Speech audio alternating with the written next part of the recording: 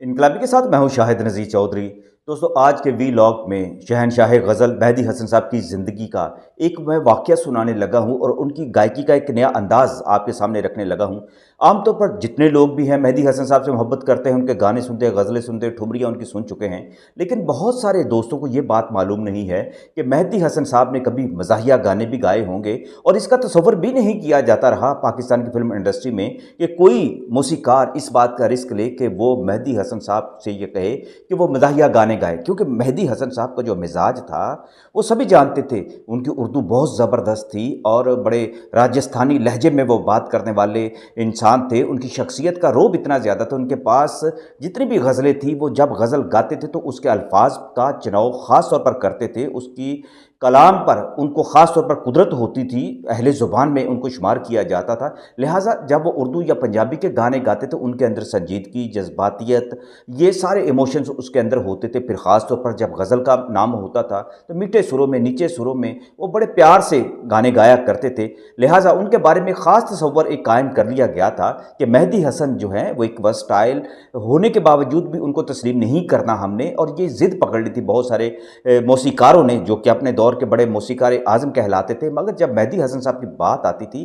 तो उनसे मज़ाहिया गाने नहीं गवाते थे और उसकी जगह पर वो अहमद रुची साहब को, रजब अली साहब को या किसी और जो अच्छा एक गुलकार होता था उसको मौका देते थे। मसूद राना साहब से उन्होंने बड़े चुलबुले गाने गवाए और उस दौर में एक रवाज बन गया था कि पहली जो फिल्में थी 50 की दहाई में, 60 की दहाई में, आमतौर पर जब भी किसी फिल्म के अंदर कोई मज़ाहिया गाना होता था तो आमतौर पर उसी फिल्म के किसी कॉमेडियन से कहा जाता था कि वही ये गाना गा ले। जैसे कि मुनव्वर ज़रीफ़ साहब ने बहुत सारे गाने गाए, रंगीला साहब ने बहुत ज़्यादा गाने गाए, अलबिला खुद अपनी आवाज़ में बहुत खूबसूरत गाना बजाते थे, हारमोनी और तबला में उन्हें दस्तरस हासिल थी। इसी तरह जो मज़ाहिया गाने के हवाले से जो एक स्टाइल की ज़रूरत होती है, जो चुलबुलापन की ज़रूरत होती है, वो तवक्को नहीं की जाती थी कि मेहदी हसन साहब भी इस अंदाज़ में गा सकते हैं। हालांकि ये कोई कदगन की बात नहीं थी, ना मेहदी हसन साहब को इस बात का मौका दिया जाता था। अगर अच्छा मौसीक़ार होता तो यकीनन उनसे गवा लेता। ये जो मैं इस बात की आज वीडियो में गवाही देने लगा हूँ, ये एक अच्छे मौसीक़ार की ही गवाही है। लेकिन उससे पहले मैं ये बात भी बताना ज़रूरी समझता हूँ कि आप देखें, आप अच्छी तरह समझते हैं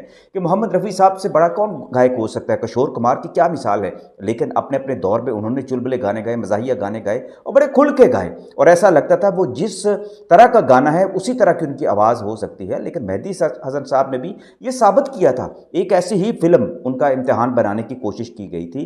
ये नज़र शबाब साहब की एक फ़िल्म थी, 77 में वो रिलीज़ हुई थी। उसका नाम ससुराल था।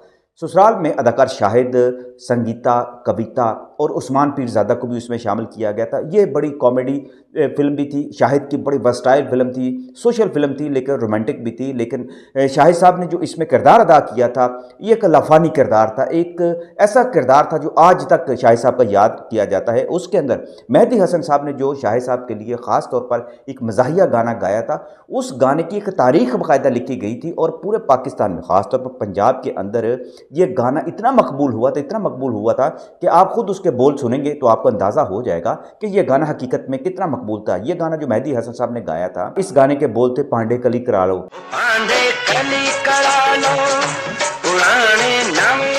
ये जो गाना था ये मेहदी हसन साहब से गवाया गया था, जिसमें मेहदी हसन साहब के बारे में कहा जाता था चूँकि वो अल्फाज का चुनाव बड़ा ज़बरदस्त करते हैं। उनकी ठुमरी, उनकी गज़लों में और उनके संजीदा गानों के अंदर शायरी जो है अपने कमाल को पहुँची होती थी। एक एक लफ्ज़ का इंतखाब किया जाता था। तो लिहाजा जब गाने गाए जाते हैं जो मज़ाहिया होते हैं वो लायानी भी होते हैं, उनमें अल्फाज का मुनासिब चुनाव भी नहीं होता, आम अवामी ज़ुबान में वो गाने गाए जाते हैं। अब हुआ ये था कि नज़र शबाब साहब कहने लगे कि मैं ये चाहता हूँ कि या तो ये गाने जो हैं मेहदी हसन साहब से गवाए जाएँ। इसके लिए उन्होंने पहले किसी और मौसीक़ार का इंतखाब किया था, लेकिन उन्होंने जवाब दे दिया और कहने लगे कि मेहदी हसन का ये स्कूल ऑफ थॉट नहीं है, उनका ये तजर्बा नहीं है कि वो कोई मज़ाहिया गाना गा सकें।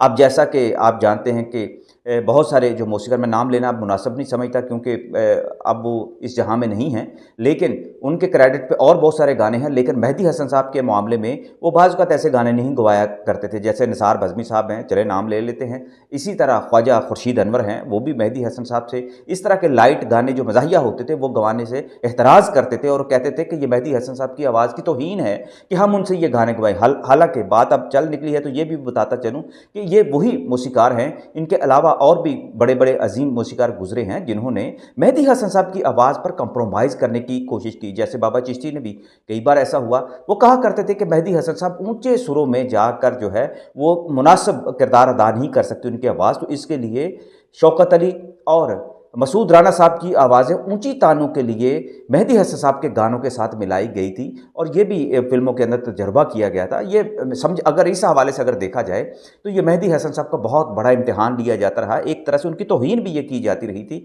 ऊंची सुरों में तो मोहम्मद रफ़ी साहब ने अखीर कर दी थी और मेहदी हसन साहब के हवाले से भी कोई मुबालगा वाली बात नहीं है। ऊंचे सुर होते या धीमे सुर होते, मेहदी हसन साहब हर सुर में गा सकते थे, लेकिन एक ख़ास तबका था जो उनके साथ जानबूझकर ऐसी दुश्मनी करने पर उतर आया था और ये साबित करना चाहता था कि शहनशाह गज़ल का खिताब हासिल करने के बावजूद मेहदी हसन साहब वर्सटाइल नहीं हैं और चुलबुले गानों के लिए उनकी आवाज़ मुनासिब नहीं है। इस पर काफ़ी बहस पहले भी बहुत सारे लोग कर चुके हैं।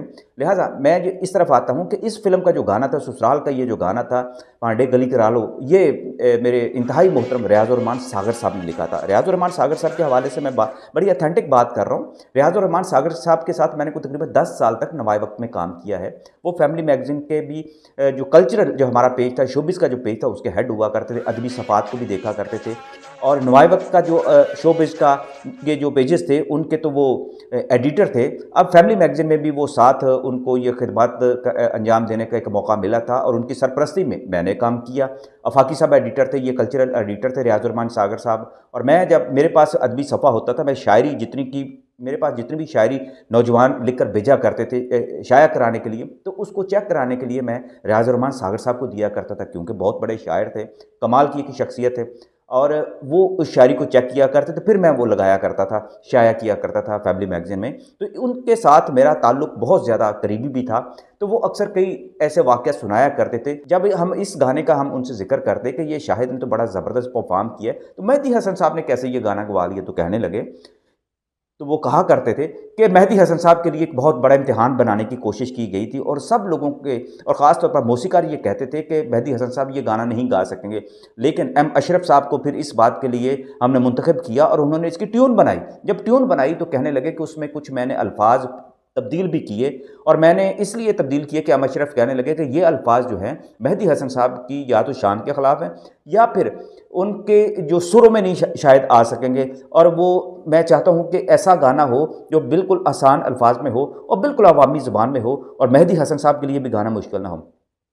एम अशरफ साहब ने अपने तौर पर इस बात की एहतियात की थी, लेकिन जब ये गाना ये सारे कंपोज होकर उनके सामने रखा गया तो तारीख इस बात की गवाह है। रियाज़ुर-रहमान सागर साहब कहते थे कि मेहदी हसन साहब ज़िंदगी में पहली दफ़ा इतना खिलखिला कर हंसे और इसकी जब रिहर्सल शुरू की तो उन्होंने खुलकर ये गाना ऐसे गाया, ये गाना उनके लिए कोई मसला ही नहीं था और सारी दुनिया हैरान रह गई कि मेहदी हसन साहब ने कितने आराम से ये गाना गा लिया है और 1.5-2 घंटे के अंदर अंदर इसको जो है उन्होंने रिकॉर्ड भी करा दिया है।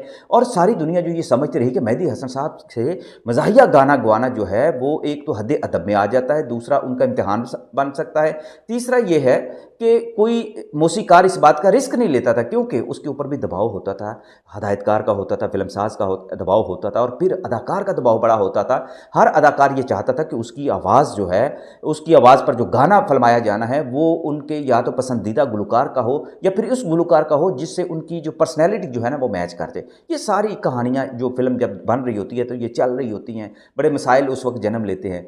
तो रियाज़ुर-रहमान सागर साहब ये कहा करते थे कि चूँकि उन्हें तजर्बा था गाने लिखने का, तो उन्होंने कहा कि जब मैंने मेहदी हसन साहब से कहा कि आपको हमने एक नए इम्तिहान में डाल दिया। अब मेहदी हसन साहब रियाज़ुर-रहमान सागर साहब की इज़्ज़त बहुत करते थे। एक तो फ़िल्मी नग़मा निगार की हैसियत से, फ़िल्म कहानी नवीस की हैसियत से, एक डायलॉग जो रियाज़ुर-रहमान सागर साहब फ़िल्मों में लिखते थे तो उनकी बहुत ज़्यादा इज़्ज़त करते थे। लेकिन उनका एक और मुकाम था कि वो सहाफ़ी भी थे। अब सहाफ़ी का अपना एक दबदबा, एक प्रोटोकॉल भी होता है, वो जिस शोबे में भी चला जाए, साथ उसके सहाफ़त हो और कॉलम लिखना वो शुरू कर दे तो उसका प्रोटोकॉल जो है ना वो बन जाता है, लोग बड़ा अदब लिहाज उसका फिर भी कर रहे होते हैं। तो रियाज़ुर-रहमान सागर साहब का बहुत ज़्यादा मुकाम था इस हवाले से भी।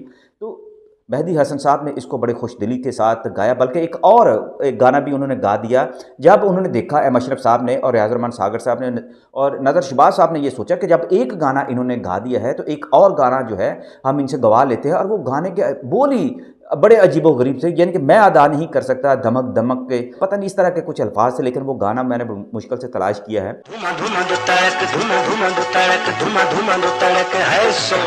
इसमें शाहिद जो होते हैं वो संगीता के साथ अपनी सुहाग रात के मनाने के लिए वहाँ बैठे होते हैं और खुशी का उनका आलम होता है और वो ये गाना गाते हैं और बड़ा बेखुदी में गाते हैं, बड़ा स्टाइल में गाते हैं। उनकी परफॉर्मेंस अपनी जगह, लेकिन मेहदी हसन साहब ने जिस अंदाज में इस गाने को गाकर परफॉर्म किया था वो कमाल का है। आप जब उसके क्लिप सुनेंगे या कोशिश करके यूट्यूब से इसको निकाल लेंगे तो आपको मज़ा आएगा और आपको ये पता चलेगा कि मेहदी हसन साहब की जो शख्सियत थी उसको मुकम्मल तौर पर हमारे सामने लाने की कोशिश नहीं की गई।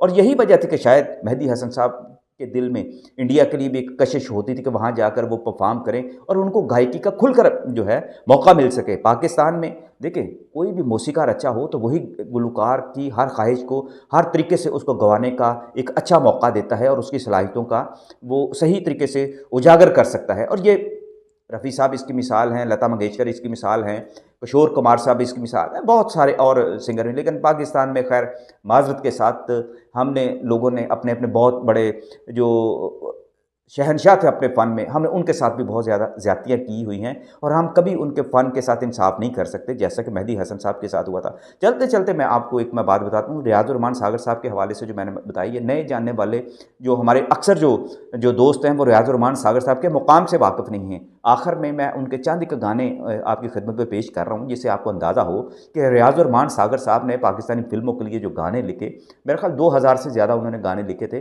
तो उन्होंने जो गाने लिखे वो बड़े कामयाब गाने थे। रियाज़ुर रहमान सागर साहब जो थे रोबन गोश और शबनम के बहुत ज़्यादा करीब थे और कतील शिफाई को वो अपना उस्ताद कहते थे। अदनान सभी के बहुत सारे गाने उन्होंने लिखे जो इंडिया में जाके उन्होंने परफॉर्म किए। तो रियाज़ुर रहमान सागर साहब एक बहुत बड़ा नाम था और बड़े फिल्मबदी जो है वो गाने लिख दिया करते थे। और उनको गाना लिख कर देने का मतलब ये होता था कि जैसे ही आपने उनको दिया है या आपने कोई ट्यून दी है तो आप समझ लें कि चंद मिनट के अंदर वो गाना लिख दिया करते थे। और उनके लिखे हुए गाने जो हैं आज भी पाकिस्तान में बड़े शौक से सुने जाते हैं।